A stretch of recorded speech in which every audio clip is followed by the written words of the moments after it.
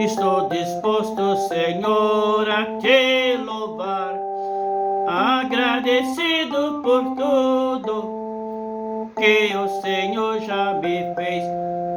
Por mais que eu faça ainda é pouco, sei que sou servo inútil, em ti sacerdote e rei, quero ser por ti contado, pelo menos uma vez pelo Senhor, registrado estarei entre os seus escolhidos, para viver na sua glória, glória do meu grande rei. Entre sacerdote e reis eu quero estar, sei que assim nos fizeste, para teu nome adorar.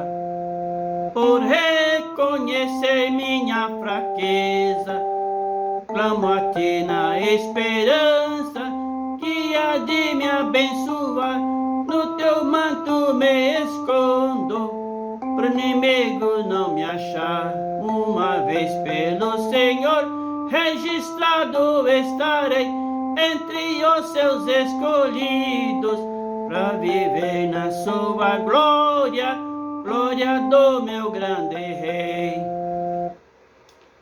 No registro do Senhor, meu Criador, a herança do Eterno também é do Salvador. Meu nome escrito no seu livro é a minha esperança, meu eterno Redentor, com meu Salvador querido, no eterno e lindo lar. Uma vez pelo Senhor, registrado estarei entre os seus escolhidos, para viver na sua glória, glória do meu grande rei. Reconheço que não sou merecedor desta bem-aventurança que minha alma alcançou. Por mais que eu ficar agradecendo, por ser um servo inútil, só me resta o seu amor.